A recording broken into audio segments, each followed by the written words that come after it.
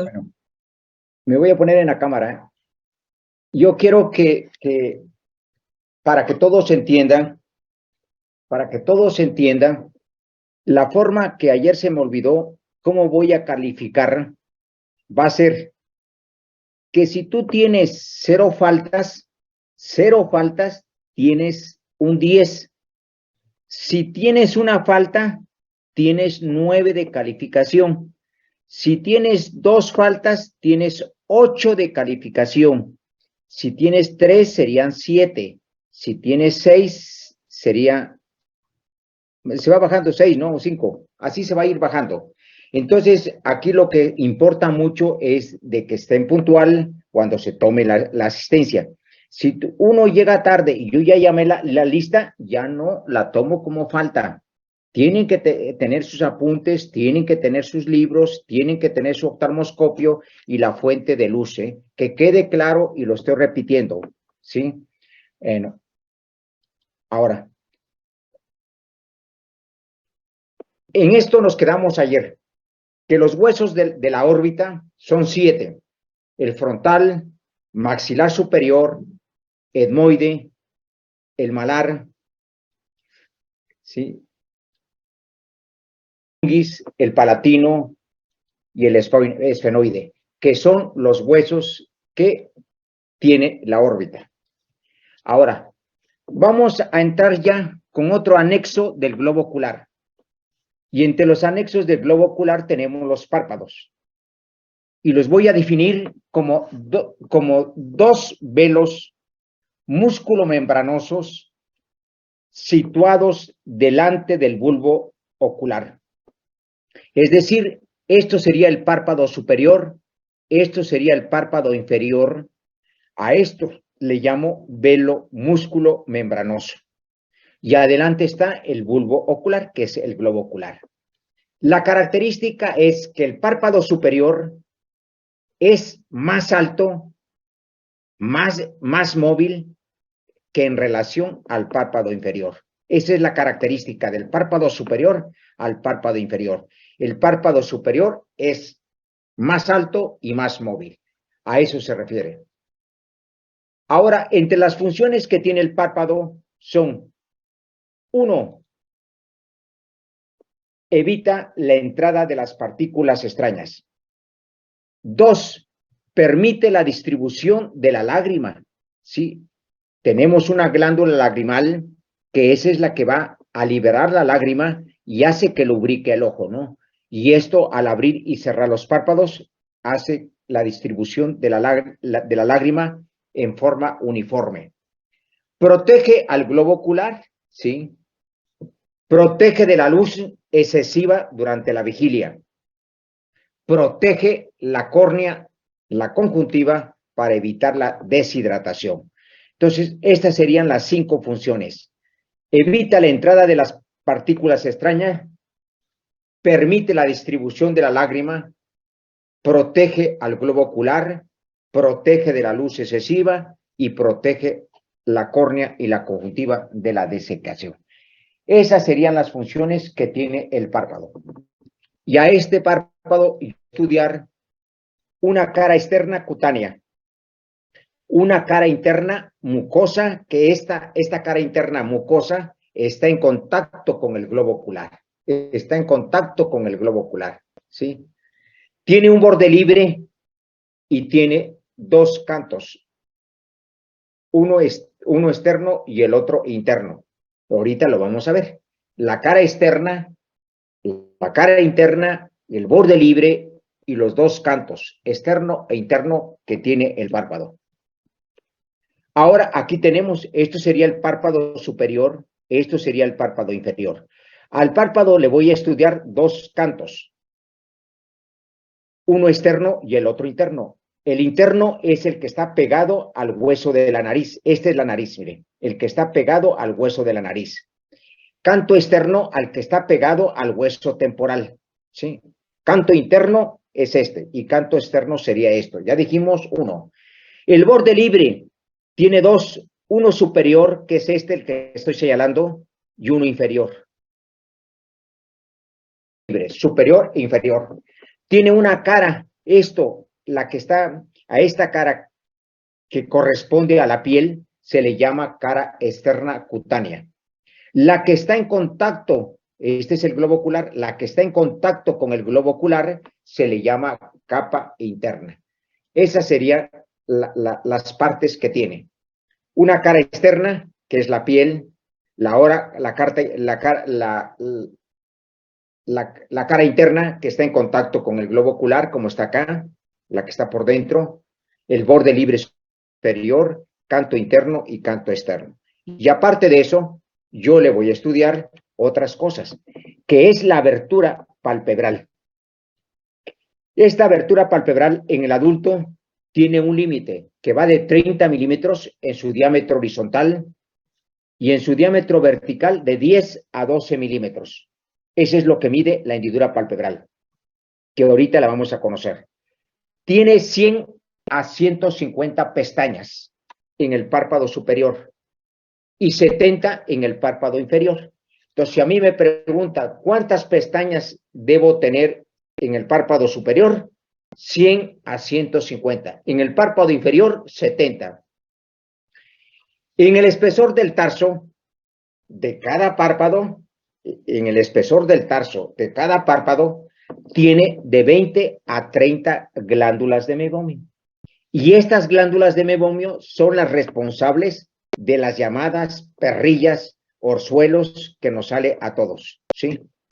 Entonces, acuérdense cuánto mide la hendidura en su diámetro vertical, que ahorita lo vamos a definir. Aquí se ve, mire, el espacio comprendido entre el borde libre superior, que es esto de la línea verde, y la línea azul, el espacio comprendido entre el borde superior del párpado y el borde inferior, este espacio se le llama hendidura palpebral. Mide del canto externo al canto interno 30 milímetros de ancho. Esto sería en su diámetro horizontal. En su diámetro vertical, que va de borde a borde, que está marcado con la línea naranja, mide de 10 a 12 milímetros. El borde libre del párpado superior siempre debe estar a 2 milímetros abajo del limbo esclerocorneal. Y el limbo esclerocorneal es la unión entre la esclera y la córnea. Y aquí vemos una línea, esta cosa que es grisácea, mire. Aquí se está uniendo la córnea con la esclera. Entonces, este borde libre del párpado debe estar a 2 milímetros por abajo del limbo esclerocorneal superior. Y en esta parte del borde libre inferior, aquí el párpado inferior debe estar mero en el limbo esclerocorneal. Esos son los límites que nosotros tenemos como bases para saber si el párpado está caído o no está caído. Entonces, primero me tengo que ver el borde libre del párpado inferior. Debe estar mero en el limbo esclerocorneal. Y el otro debe estar a 2 milímetros por abajo del limbo esclerocorneal. ¿Cuál es el canto interno? El que está pegado a la nariz. ¿Cuál es el canto externo? Es este, ¿sí? Entonces, ya vimos la hendidura palpebral. Aquí vemos una paciente, que esta paciente, si ustedes ven, los ojos tan bonitos, son de color café, claro, y vean cómo el borde libre del párpado inferior coincide mero en el limbo esclerocorneal. Ahí sí está bien. Pero en el párpado superior no coincide, debe estar a 2 milímetros abajo del limbo esclerocorneal, y aquí está mero en el limbo. ¿Por qué? Porque si ustedes ven esto, que ahorita lo vamos a ver, es un surco que se llama surco palpebral. Vean cómo se ve aquí. Y aquí se pierde tantito. Esta paciente ya tuvo una cirugía. Por eso, en vez de bajarle, le subieron. Y este paciente va a sufrir mucho de la desecación del ojo, ¿no?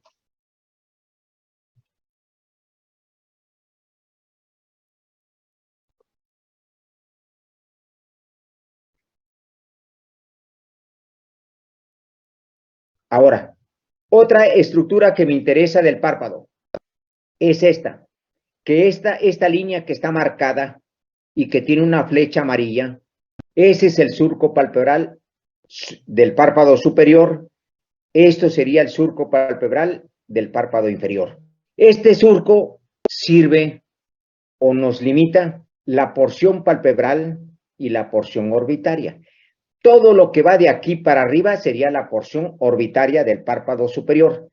Todo lo que va de aquí para abajo sería la porción palpebral del párpado superior. Todo lo que va de aquí para abajo sería la porción palpebral del párpado inferior y todo de aquí para abajo sería la porción orbitaria, ¿sí? Este es el sitio donde nosotros, cuando hacemos cirugía plástica, no le cortamos por acá, no le cortamos acá, siempre nos vamos al surco palpebral. ¿Para qué? Para que no quede una cicatriz. Y si queda, queda a nivel del surco palpebral superior. Entonces, a pesar de eso, aparte del surco palpebral, ya dijimos las pestañas. De 100 a 150 pestañas en el párpado superior, cuéntenlas. Y aquí son 70 pestañas en el párpado inferior. La cantidad de glándulas de mebomio en el tarso, que es esto, aquí sería el tarso, viéndolo por dentro, son de 20 a 30 glándulas de mebomio, que ahorita las vamos a ver. Ahora, el borde palpebral tiene una porción anterior y tiene una porción posterior. La porción anterior, ahí voy a encontrar las pestañas. Voy a encontrar las glándulas de Seyss.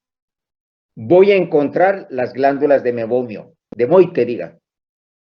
Y en la parte posterior del párpado encuentro las glándulas de mebomio. ¿Dónde las voy a encontrar? En el borde de la parte posterior. Las pestañas, las glándulas de Seyss y la de Moy en la parte anterior del borde palpebral. Y entonces aquí tenemos, de aquí para acá, sería todo esto que se ve aquí, esto de color, un rosita claro, es el borde palpebral. Y si ustedes ven, aquí donde estoy marcando esto, hay una línea de color gris. Y esa línea de color gris es la que me limita cuál es la porción anterior y cuál es la porción posterior. Y la porción anterior sería todo esto, donde están las pestañas. Aquí hay glándulas de Seyss, hay glándulas de Moy. Y en la parte posterior sería del borde para adentro. Y estos puntitos que se ven son las glándulas de mebomio. Y que ya dijimos cuántas debemos tener en el párpado, en el tarso, ¿no? Que son de 20 a 30 glándulas y que son las responsables de los pacientes que les salen las perrillas, orzuelos o chalación. Ahora, aparte de esto, tenemos las pestañas. ¿Cómo las voy a definir? ¿Qué son estas? Y las voy a definir como estructuras pilosas, dispuestas en una sola fila de diferentes niveles. Son estructuras pilosas dispuestas en una sola fila en diferentes niveles, como se ve aquí. En el párpado superior, ya dijimos, de 100 a 150. El tamaño de estos pelos son de 8 a 10 milímetros de largo. Ese es lo que mide la pestaña. Y en el párpado inferior tiene de 70 a 75 y el tamaño es de 6 a 8 milímetros de largo. Entonces son más cortas en el párpado inferior y más largas en el párpado superior. ¿Sí? Las pestañas poseen una vida media, que es de 3 a 5 meses. Esa es su vida media. Por eso se caen. Una se cae, otra se sale. Una se cae y otra se sale. Cuando estas pestañas se extraen a la fuerza, ¿sí? Esto recupera su tamaño original a los 2 meses. Entonces, si a mí me cortan las pestañas, anteriormente, cuando nosotros operábamos, teníamos que cortarle todo esto, limpiarle, así como utilizan los cirujanos, que cuando tienes que operarte, te tienen que hacer limpieza, así teníamos que cortar. Y hubo muchas demandas a través de nosotros que esto los dejaba ciegos. Y no es cierto eso. Tú le cortas y el pelo sale de nuevo a los 2 meses. Pero esto no tiene ninguna función de visión.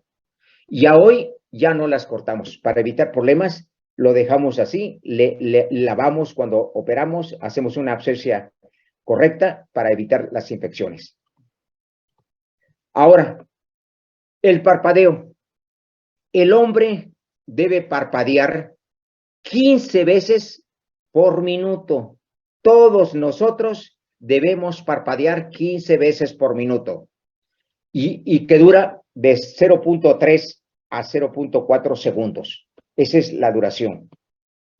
El periodo entre cada parpadeo en los hombres es de 2.8 segundos y en las mujeres es de 4 segundos. Es más tardado en la mujer que en el hombre, ¿no? Y entonces, por eso, cuando tú no parpadees, sufres mucho de desecación. Y aquí el pretexto, que cuando ya veamos síndrome de ojo seco, el pretexto es que yo estudio toda la noche, yo estoy con la computadora, pero no estoy con el celular, no estoy con el celular, ni con el teléfono, nada, pero a la computadora se le echa la culpa a todo. Y esto se debe a la resecación, ¿sí? Porque tú estás atento y no parpadees. Y para eso tienes que parpadear, acordarte que tienes que parpadear 15 veces por minuto. Y evitas toditito, ¿sí? Ahora, desde el punto de vista histológico, el párpado lo divide en piel, tejido celular subcutáneo, fibras musculares estriadas, que está representada por el músculo orbicular de los párpados y el elevador del párpado. Estos dos músculos tienen fibras estriadas. Tiene fibras musculares lisas, que está representada por el músculo de Muller. Tiene un esqueleto fibrocartilaginoso, que representa el tarso. Tiene mucosas y tiene glándulas. Entonces, esto es muy importante, por eso dividimos al párpado en la capa externa y la capa interna. La capa externa corresponde piel, tejido celular subcutáneo, fibras musculares. Hasta aquí llega. De aquí para arriba sería la capa externa. De las fibras musculares para arriba sería capa externa. De la capa interna sería el esqueleto, mucosas y glándulas. Y esto es importante porque cuando veamos la irrigación, qué arterias irrigan la parte externa del párpado y qué arterias irriga la parte interna, ¿no? Y entonces aquí tenemos un corte histológico. Esto sería la piel, esto sería el tejido celular subcutáneo, este sería la capa muscular. De aquí para acá es la capa externa. Ahora, la capa interna corresponde al esqueleto fibrocartilaginoso, que corresponde al tarso, que sería lo azul. Esto serían las glándulas, esto sería la mucosa, lo blanco, y esto serían las glándulas, que corresponde a la porción interna. Eso sería desde el punto de vista histológico. Ahora, aquí esta es la representación esquemática del tejido fibrocartilaginoso o tarso, fíjense, que es la capa más fuerte, la más resistente. Pero para que yo llegue aquí, tuve que entrar por piel, tejido celular subcutáneo y las capas musculares estriadas y las capas musculares lisas. Y entonces llego al tejido fibrocartilaginoso. Y entonces de aquí seguiría, ¿qué seguiría? La mucosa y seguiría las glándulas, ¿no? ¿Qué sería aquí? Mire, yo abro, aquí sería la mucosa y esto serían las glándulas, que corresponde al espesor de todo el párpado, ¿no? El párpado se caracteriza por tener una piel delgada, laxa, elástica. Tiene pocos folículos pilosos, no hay grasa subcutánea. Esas son las tres características, que es delgada, laxa y elástica. Tiene pocos folículos pilosos y no grasa subcutánea. La piel del párpado no se compara con ninguna parte del organismo. Esta es la más fina. Y entonces aquí lo vemos, una piel delgada, laxa y elástica. Tiene pocos folículos y no hay grasa. Por eso se arruga con mucha facilidad. Aquí vemos un joven que veo el párpado superior y veo el párpado inferior. Esto sería el borde libre superior. De aquí, de esto, este es el surco palpebral superior. Todo esto sería la porción palpebral. Y de aquí para arriba sería la porción palpebral, orbitaria que diga.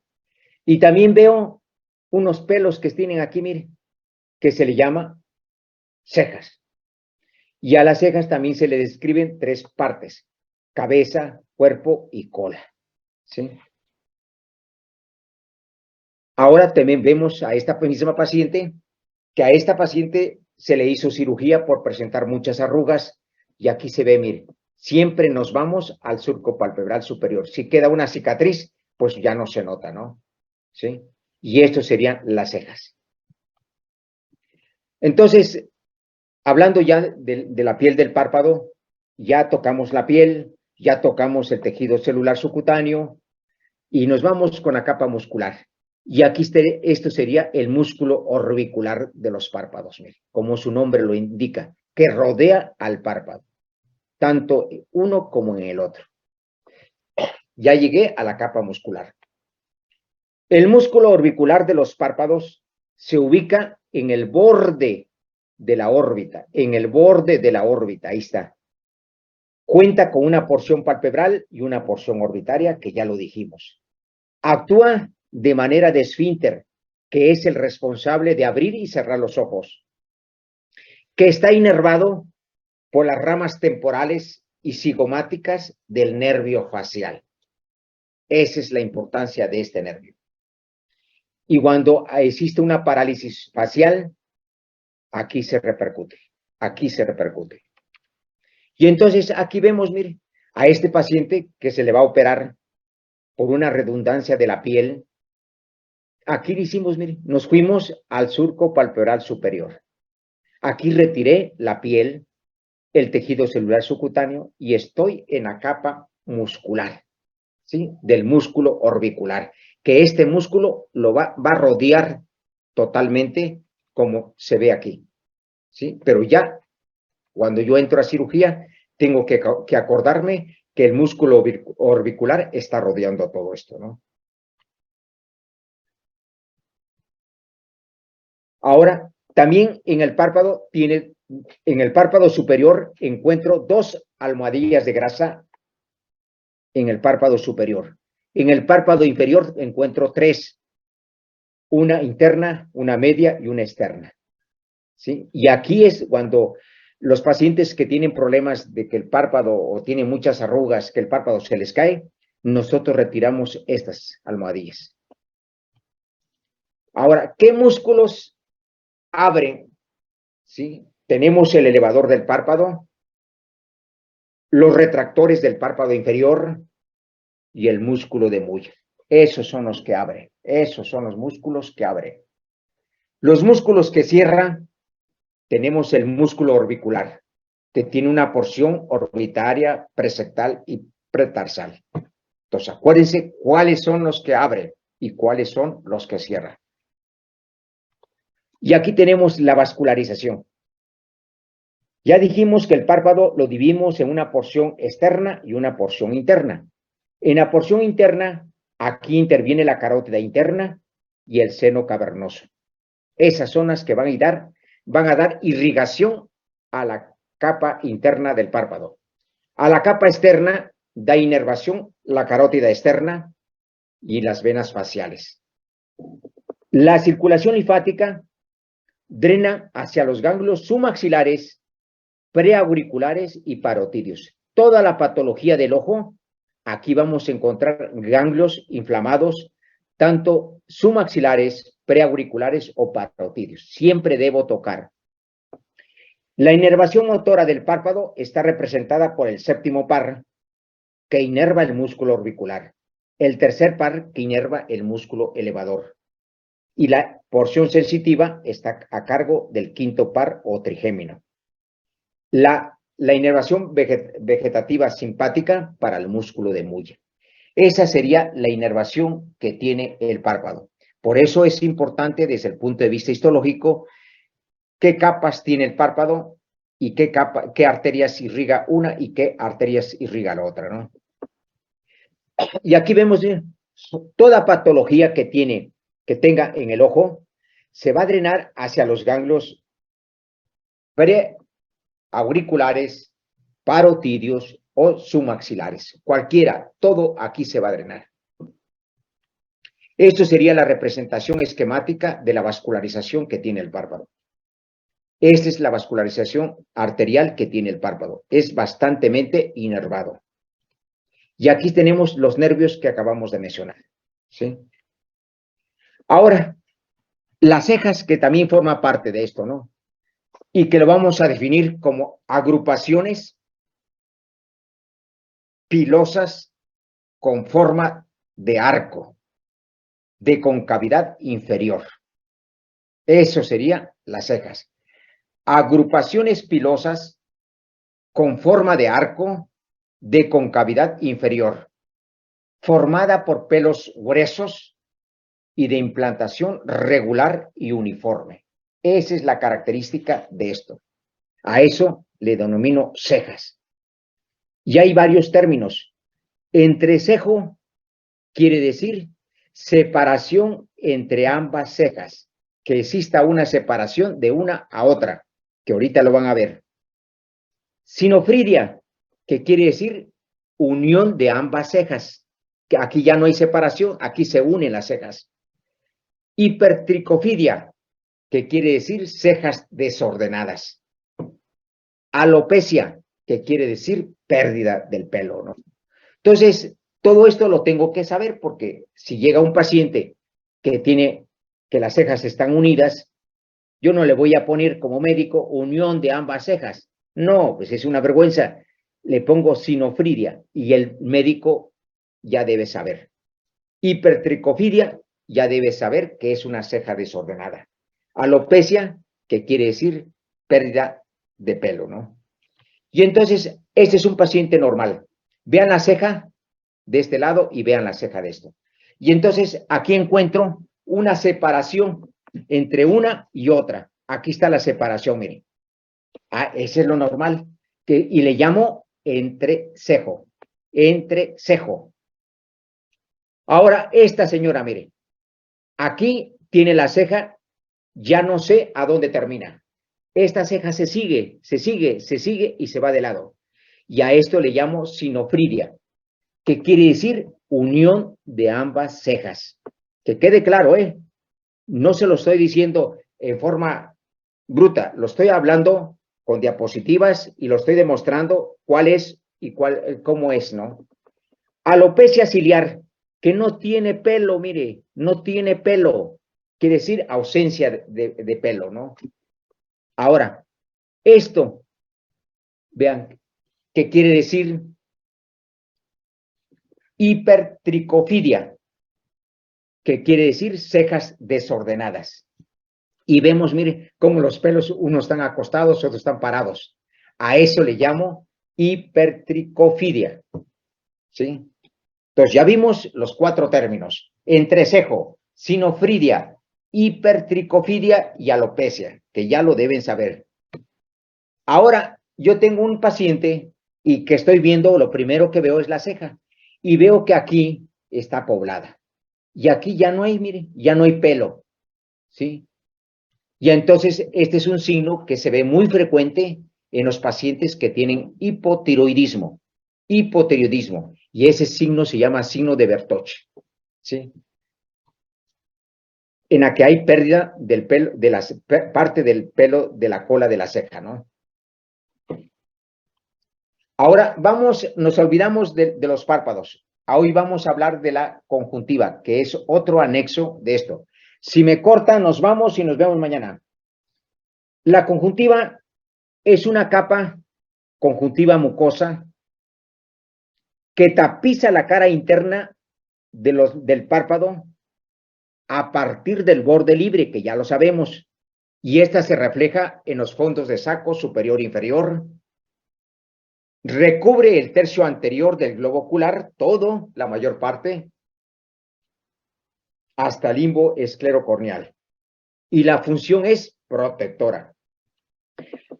Se clasifica en tres partes: la conjuntiva palpebral, la conjuntiva vulvar y la conjuntiva de fondos de saco. Esas son las tres, cómo se clasifica.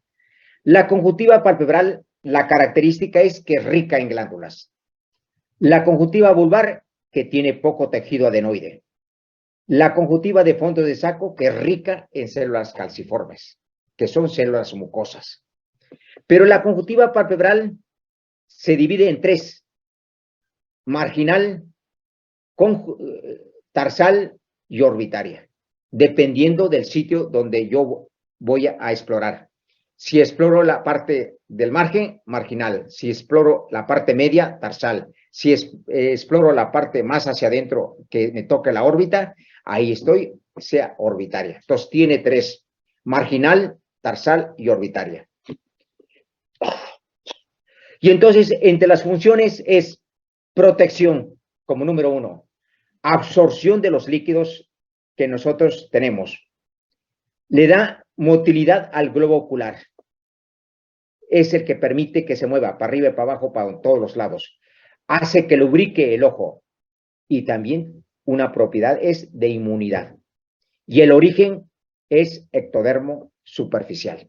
Esas serían las funciones: protección, absorción, motilidad ocular, lubricación y inmunidad. También desde el punto de vista histológico, tiene un epitelio pavimentoso estratificado no queratinizado. Tiene un estroma que también se conoce con el nombre de corio, o tejido conectivo rico en linfocitos y fibroblastos. Tiene glándulas serosas, unas, y secretoras de moco, otras. Eso sería desde el punto de vista histológico. Lo clasifica en tres capas: epitelio, corio y las glándulas. Y el epitelio es un epitelio pavimentoso estratificado no queratinizado, ¿sí? Y entonces vemos acá las partes de la conjuntiva. Esto sería el párpado, miren. Todo esto amarillo, de aquí para acá sería el amarillo, sería el párpado. Y entonces voy de afuera hacia adentro, sería la piel, tejido celular subcutáneo, las capas musculares, el tejido fibrocartilaginoso, la mucosa y las glándulas. Hasta aquí se llega, donde termina lo amarillo. Y entonces de ahí sigue una línea verde que sería la conjuntiva palpebral. Y esta conjuntiva palpebral la clasifico: si está en la orilla del borde, marginal; si está en medio, tarsal, si hay una patología ahí; y si está para acá hacia adentro, le llamo orbitaria. Esa sería de acuerdo a la clasificación. Dijimos que la conjuntiva palpebral se clasifica en marginal, tarsal y orbitaria. Esto sería la tarsal, marginal, que diga, la que está en la punta, tarsal y orbitaria. El otro tipo de conjuntiva sería la conjuntiva de fondo de saco, que sería esto rojo, mire. Esto sería el fondo de saco. Y todo lo que está pegado, porque todo esto gris es el ojo, es el ojo. Esta línea azul sería la conjuntiva vulvar, la que está pegada al globo ocular. Y lo vemos acá, mire. Esto sería, ¿no? Esto sería marginal, tarsal, y este sería orbitaria. Y si yo me regreso, sería marginal, tarsal y orbitaria. ¿Sí? Sería la representación. Ahora ya tengo un paciente, ya no lo tengo en dibujo. Aquí sería marginal, aquí sería tarsal, aquí sería orbitaria. Y esto que está aquí adentro, eso que se ve ese hueco, sería la conjuntiva de fondo de saco o deformes. Y la que está pegada al globo ocular, aquí mire, como se ve aquí, sería la conjuntiva vulvar. ¿Sí? Y aquí esto sería, línea, donde se pega la córnea con la córnea con la esclera, sería el limbo esclerocorneal. Y estoy hablando del párpado superior, ¿sí? Conjuntiva marginal superior, conjuntiva tarsal superior y conjuntiva orbitaria superior, ¿sí? Fondo de saco superior.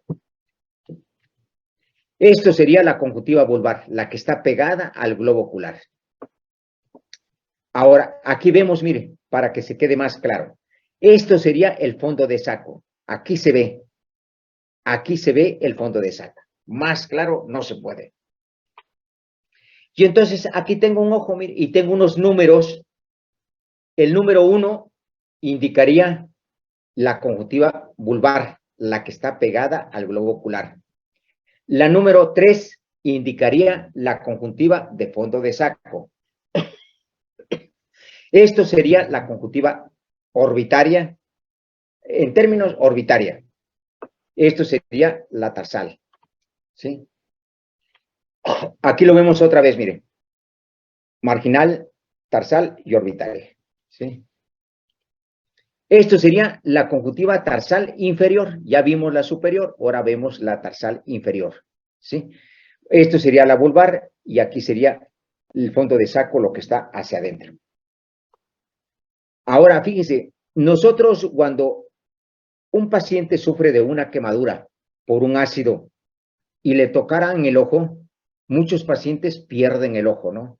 Y entonces nosotros hacemos trasplantes del limbo esclerocorneal. Y entonces buscamos mire, se describe como empalizadas de Vogt, ¿sí? Y aquí están las células madres que nos sirven para hacer trasplantes de alguna otra parte, ¿no? La vascularización está representada por la carótida interna y la carótida externa.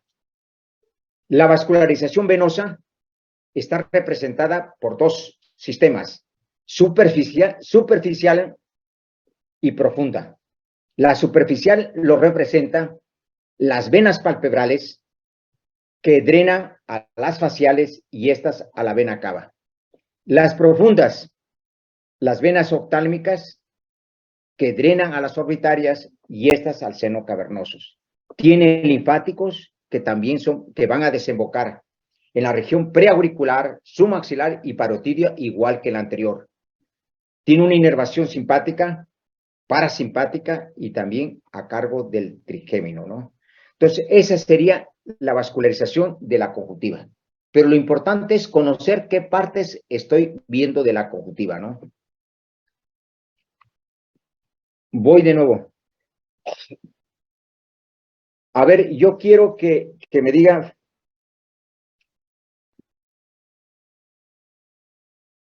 Aragón, Ibáñez, Lisbeth, Angélica. Que te pongas en la cámara. ¿Vino o no vino?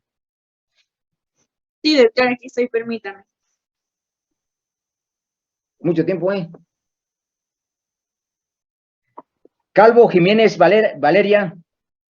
Presente, doc. Bueno, ¿tú eres Valeria? Bueno, a ver,